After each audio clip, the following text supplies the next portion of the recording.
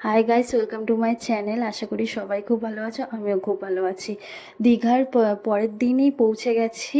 গিয়েই রুমে লাগেজ ফাগেজ রেখেই প্রথমে বেরিয়ে পড়েছি ব্রেকফাস্ট করতে। পিছনে কী সুন্দর জঙ্গলে ভাবলাম গিয়ে একটু ছবি তুলবো, তারপর বাবা দরকার নেই থাক, ওই সাপটা বেরিয়ে এলে হয়ে গেল। এখানে বসে আগে যে হচ্ছে যে মন্দির কত দূরে, কোন কী মন্দির, মানে জগন্নাথের মন্দির হয়েছে, কত দিনের মধ্যে হয়েছে সেটা যে জিজ্ঞাসা করা হচ্ছে ওই দোকানদারদের। সে যেন হাঁটতে হাঁটতে চলে গেছে সমুদ্রে। এতদিন বাদে আমি ভোরবেলা উঠেছি, মানে হচ্ছে ঘুম তো হয়নি আগের দিন রাত্রে একটুও।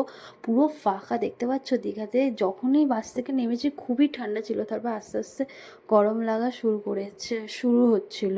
ভাগ্যিস বেঁচে গেছি, নাহলে তো সবই তো উল্টো উল্টো জামা নিয়ে চলে গেছে। আমি বললাম এবার যদি ঠান্ডা পড়ে তো হয়ে গেল, ফুল হাতা গেঞ্জি একটাও নিয়ে যাইনি। খুবই সুন্দর লাগছে, পাহাড়টা আমার খুবই পছন্দের। কটা ভিডিও করে নিয়েছি, ইনস্টাগ্রামে একটুখানি ফলো করে দিও, আমি লিঙ্কও দিয়ে দেবো তোমাদের কাছে।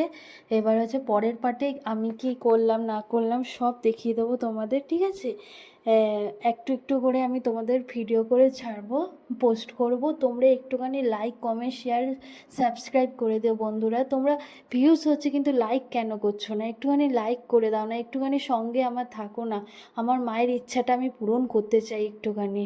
মায়ের খুব ইচ্ছা ছিল যে আমি ইউটিউবার হব, এখনও হতে পারিনি, যে হব, চেষ্টা করছি। একটুখানি তোমরা একটু পাশে থাকো, একটু লাইক, কমেন্ট, শেয়ার, সাবস্ক্রাইব করে দিও একটুখানি, প্লিজ প্লিজ। তোমাদের কাছে অনুরোধ রইল। আরও ভালো ভালো ভিডিও আসবে আশা করি। এবার যে আমি পরপর ভিডিও দিতে পারবো তোমাদের কাছে, ব্লগও দিতে পারবো, রিলস বেশি দিচ্ছি তোমাদের কাছে। তোমরা একটুখানি সাপোর্ট করো আমার সঙ্গে প্লিজ। দেখা হবে নেক্সট ভিডিওতে।